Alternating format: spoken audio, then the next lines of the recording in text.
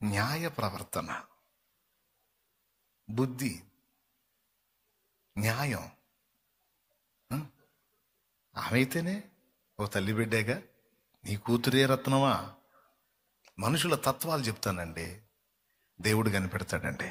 మన సమస్త ప్రవర్తనలో న్యాయ ప్రవర్తనని కనిపెడతాడు దేవుడు.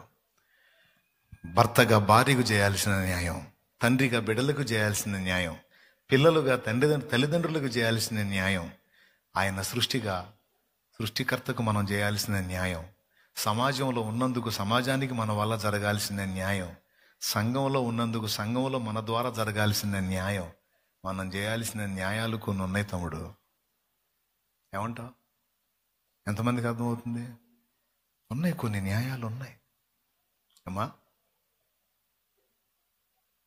అన్యాయంగా ప్రవర్తించి దేవుని ముందు ఆమోదం పొందుదాం అనుకోవద్దు. ఒప్పుకోడు దేవుడు. సమస్త ప్రవర్తనలో న్యాయాన్ని కనిపెడతాడు ఆయన. న్యాయముగా నువ్వు నడుచుకుంటే ముచ్చట పడతాడు. రెండవది కనికరమును ప్రేమించుట. కనికరంతో నిండిపోండి. కనికరం కలిగిన మనసును సాధన చేయండి.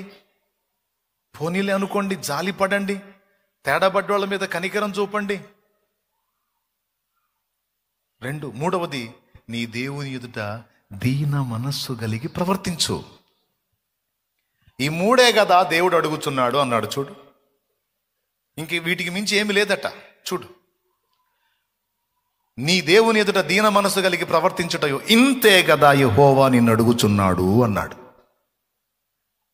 దీన్ని బట్టి మీరు ఆలోచించుకొని దిద్దుబాటు చేసుకొని న్యాయ ప్రవర్తన, కనికరమును ప్రేమించుట, ఈ రెండిటితో పాటు శ్రేష్టంగా దీన మనస్సు కలిగి దేవుని ఎదుట నడుచుకోవటం అనేది కూడా తప్పనిసరిగా సాధన చేయాలి.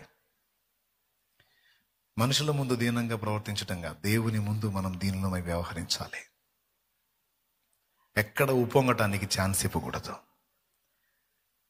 ఒకవేళ నిన్ను శ్రమల కొలిమిలో గుండా దేవుడు తెస్తుంటే దేవునికి మహిమ చెల్లించు. దేవా, నన్ను విరగొట్టి నల్లగొట్టి సరి చేస్తున్నావు, దీవించయ్యా. దీనురాలిగా చేస్తున్నావు, నీకు స్తోత్రం ప్రభువా. ఎవరి ముందైనా నిన్ను దీనంగా ఉంచాడు దేవుడు అంటే ఆ దీనత్వాన్ని బట్టి దేవునికి స్తోత్రం చెప్పు. తప్పకుండా నిన్ను హెచ్చిస్తాడు ఆయన. ఎవరి ముందైనా నిన్ను దీనుడిగా నిలబెట్టాడంటే డోంట్ వరీ, నిన్ను హెచ్చిస్తాడు ఆయన. కొన్నిసార్లు కొన్ని పరిస్థితులు నేను ఎదుర్కొన్నప్పుడు కొంతమంది ముందు నేను దీనంగా తల ఉంచుకొని నిలబడాల్సి వచ్చింది. కానీ వాళ్ళందరి ముందు తర్వాత దేవుడు నా తల ఎత్తాడు. నీకు ఆ పరిస్థితి రప్పిస్తాడు దేవుడు. కానీ కొన్ని సందర్భాల్లో నిన్ను దీనుడిగా కొంతమంది ముందు నిలబెట్టినప్పుడు తగ్గించుకొనే ఉండు. తగిన కాలం మంది ఆయనే నిన్ను హెచ్చిస్తాడు. ఇది నాకు చాలా ఇష్టమైన అంశం అండి. ఇది నా బిడ్డలుగా, దేవుడు నాకు ఇచ్చిన ఆత్మీయ పిల్లలుగా మీ అందరికీ ఇది నేర్పించాలని నా ఆరాటం. ఎందుకంటే ఇది కానీ మీరు కలిగి ఉన్నారనుకో, కృప దొరికిద్ది. కృపలో అన్నీ దొరుకుతాయి.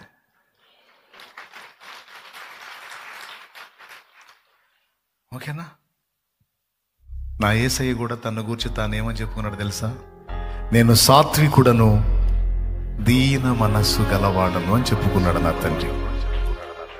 ఆయన బిడ్డలంగా మనం కూడా దీన మనస్కులమై దేవుని ఎదుట నడుచుకోవటాన్ని నేర్చుకుందాం, తగ్గించుకుందాం. నువ్వు అత్తగారివి అయి ఉండొచ్చు, నీకు పెత్తనం వచ్చి ఉండొచ్చు, అయినా నీ కోడల ముందు తగ్గించుకో, తప్పేం కాదు. కొంతమంది ఉచిత సలహాలు చెప్తారు, అట్లా తగ్గించుకుంటే సాగించుకుంటారు, అట్లా ఏం చేయొద్దు, నువ్వు కొంచెం పెడసరిగా ఉండు అంటారు. నేను పెడసరిగా ఉంటాను, లోకస్తురాల్ని కాదు, నేను నా యేసయ్య బిడ్డని. నేను దీనురాలుగానే ఉంటాను. నా దీనత్వాన్ని చూసి నా కోడలు నేర్చుకోవాలి. దీనంగా ప్రవర్తించటం, దీన మనసు కలిగి నడుచుకోవటం, పెళుసుగా ఉండొద్దు. విరిగి నలిగిన అనుభవాన్ని సాధన చేయండి. ఒకవేళ దేవుడు నీకు దీనత్వాన్ని నేర్పడానికి కొన్ని శ్రమలు నీకు అనుమతిస్తే సంతోషంగా సహకరించు. దేవుడికి ఎదురవుతున్న ఈ పరిస్థితులన్నిటిని బట్టి నీకు స్తోత్రం తండ్రి అను. దేవుడు హెచ్చించబోయేటప్పుడు ముందు దీనత్వంలోకి తీసుకెళ్తాడు. బిడ్డ, అన్నానికి లేని రోజు నాకు చూపించాడు, వస్త్రహీనత నాకు చూపించాడు, బలహీనత నాకు చూపించాడు. లేమి, కొదువ, కొరత నాకు చూపించాడు. నిందలు మోస్తే ఎలా ఉంటుందో నాకు చూపించాడు. నిందలకు గుండె ఎట్లా బద్దలైద్దో నాకు చూపించాడు. ఇవన్నీ నాకు అనుభవ పాఠాలుగా నేర్పించాడు. దీనంగా నేర్చుకున్నాను ఇవన్నీ. తర్వాత దేవుడు తన కార్యాన్ని జరిగించడం మొదలుపెట్టాడు. హల్లెలూయా.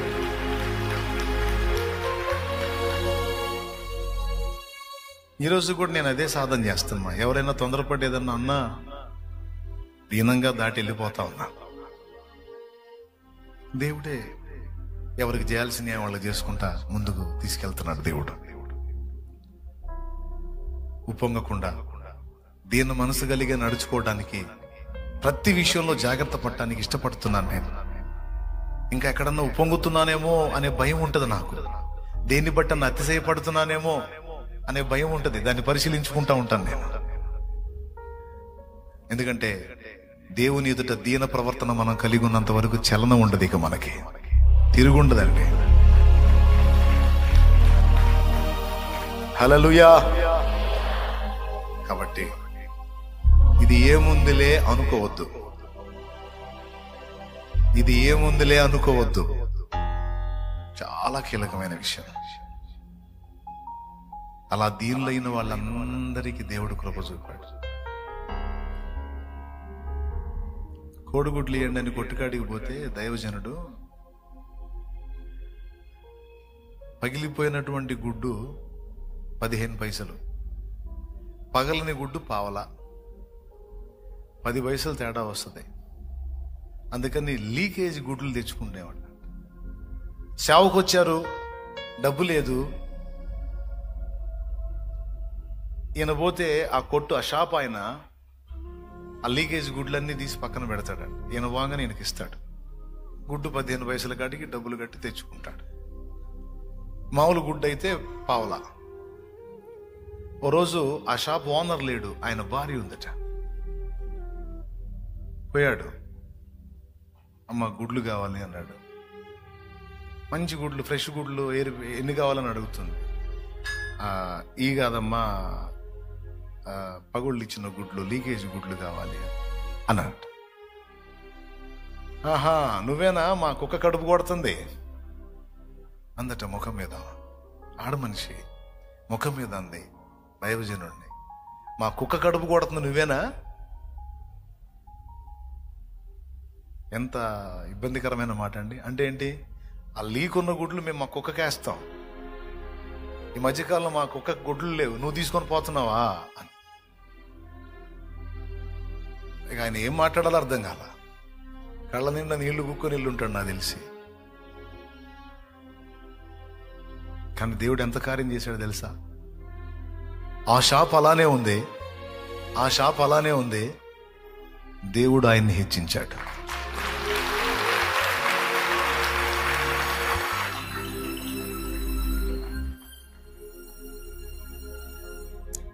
DCM వ్యాన్లు గుడ్లు తోలుకునేటట్టు చేశాడు. గుడ్లు ప్రజలకు పెట్టేటట్టు చేశాడు. ఎంత దారుణమైన మాట అండి. కొన్నిసార్లు కొంతమంది అలా అవమానపరుస్తారు మనల్ని. అవమానాలకు అప్పగిస్తాడు. మన రియాక్షన్ చూస్తాడు. నీ పై అధికారిని తృణీకరించేటట్టు చేస్తాడు. నీ కింది అధికారిని తృణీకరించేటట్టు అనుమతిస్తాడు. ఆ అవమానంలో దాన్ని ఎలా నువ్వు తీసుకుంటున్నావో అబ్జర్వ్ చేస్తాడు. దీనుడివై కొంతమంది సంపన్నులు నీ లేమిని బట్టి, నీ దరిద్రతను బట్టి నిన్ను నిందించడానికి అనుమతిస్తాడు. అలా నిన్ను తృణీకారంగా వాళ్ళు మాట్లాడినప్పుడు నీ రియాక్షన్ అబ్జర్వ్ చేస్తాడు ఆయన. నీ దీన స్థితిని బట్టి, నీ దీన స్థితిని బట్టి. ఏమండి, 100 రూపాయలు డబ్బులు లేవు నా దగ్గర. నా తోటి స్టూడెంట్స్ అంతా వెళ్తా ఉన్నారు. నా దగ్గర డబ్బులు లేవు. 100 రూపాయలు అడిగితే కావాలా 10 పైసలకే తంతారు అక్కడ ఇంటికాడ. అడిగితే 100 రూపాయలు అంటే అడుగుతారు. అందరూ అగచాట్లలో ఉంటే నా కళ్ళ ముందు నా తోటి పిల్లలు అందరూ, చదువుకునే పిల్లలందరూ టూర్కి వెళ్తూ ఉంటే నిలబడి ఏడ్చుకుంటా నిలబడ్డాను నేను. ఇప్పటికీ నాకు ఆ సన్నివేశం అలా కనపడతా ఉంటుంది. ఎందుకు? టూర్కి నేను పోలేకపోయానని. ఆ పసితనంలో ఏడ్చిన ఏడుపు ఇప్పుడు ఇసుగు పుట్టిందాక దిప్పుతున్నాడు. తిరుగురా నీ ఓపిక అని.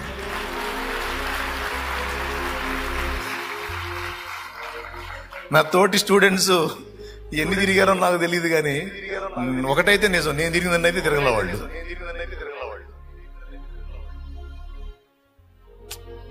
నీ బాల్య దినాలు మొదలుకొని నువ్వు అనుభవించిన అవమానాల అనుభవాలన్నీ అబ్జర్వ్ చేస్తాడు ఆయన.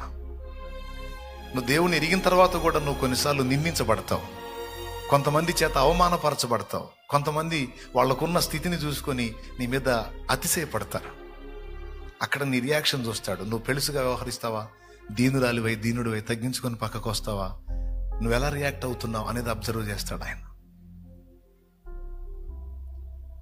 ఓ మందిరంలో ప్రార్థన చేసుకొని పండుకున్నాను నేను, దేవుడు ఏదన్నా దర్శిస్తాడేమో. ఒకవేళ నేను అక్కడ పండుకోవటం కరెక్ట్ కాదనుకో, ఓ చిన్న దైవజనుడు చెప్పొచ్చు, ఇక్కడ నుంచి లేచి పక్కకి వెళ్ళి అక్కడ పక్కన పండుకోయా, నువ్వు ఏదన్నా పండుకోవాలి, ఇది ప్రార్థించే ప్లేస్ అనొచ్చు. అతను వచ్చి, లే నువ్వు బయటికి పో, ఇంటికాడ పో అని బయటికి బా అని నెట్టుకుంటూ వెళ్ళాడు, లేపుకొని వెళ్ళాడు. నెట్టుకుంటాంటే నా మెడ మీద చేపెట్టి నెట్టలేదు, కానీ లే లే బా అని చెప్పి. దేవుడిని ఎరిగిన వ్యక్తులు, దేవుడిని ఎరగనోడైతే అది వేరే సంగతి. ఎరిగిన వాళ్ళు అలాగా మాట్లాడినప్పుడు కొంచెం మనసు గాయపడింది. దేవుని సన్నిధి కదా, సరే ఇక్కడ కాదు, కొంచెం పక్కకి వెళ్ళి పండుకో బాబు అనొచ్చు. డైరెక్ట్గా లే పండుకునేది ఇల్లు అనుకున్నాయింది, బా ఇంట్లో పండుకోబో లే అను. వాళ్ళకి బాగా బాధ కలిగింది. అలాంటి సన్నివేశాల్లో నా రియాక్షన్ ఏంటి దేవుడు అబ్జర్వ్ చేస్తాడు. కొంతమంది ముఖం మీదనే నిందించారు, కొంతమంది నేను వస్తే కూటం దగ్గరికి వెళ్తే అప్పటిదాకా అక్కడ ఉన్న కుర్చీని తీపిచ్చారు. ఒక ఆయన తీపిచ్చాడు ఆ కుర్చీ, అతను వస్తున్నాడు, కుర్చీ తీసి పక్కన వేసేసాను అంటే వస్తే అతను కూర్చుంటాడు. అలాంటి సందర్భాలు, అలాంటి అవమానకరమైన ఘట్టాలు చిన్న చిన్నవి అనుకుంటారు మీరు చిన్న చిన్నవి అనుకోవచ్చు, మీకు పెద్ద పెద్ద ఎదురవుతుండొచ్చు, నాకు తెలీదు. కానీ ఏదో నాకు గుర్తున్నాయి కొన్ని చెప్తున్నాను నేను. అట్లా కొన్నిసార్లు మన తోటి వారి ద్వారా, మన బంధువుల ద్వారా, మన కొలీగ్స్ ద్వారా, మన పై అధికారుల ద్వారా, కింద అధికారుల ద్వారా, తోటి స్టూడెంట్స్ ద్వారా, ఇరుగు పొరుగుల ద్వారా, దేవుని ఎరిగిన వాళ్ళ ద్వారా, ఎరగనోళ్ళ ద్వారా తృణీకరించబడతాం. అలా తృణీకరించబడుతున్న వేళ మనం ఎలా రియాక్ట్ అవుతున్నామో దేవుడు అబ్జర్వ్ చేస్తాడు. ఆ తృణీకారాన్ని మనం మౌనంగా సహించి పక్కకు వచ్చామా, లేకపోతే వాళ్ళ మీద నిందించి తిరుగుబాటు చేశామా అనేది పరిశీలిస్తాడు. ఒక్క మాట కూడా నువ్వు అనకుండా మౌనంగా తగ్గించుకొని నువ్వు పక్కకు వచ్చింది నీకు మేలు. ఎందుకంటే ఆయన డిసైడ్ చేస్తాడు. ఇక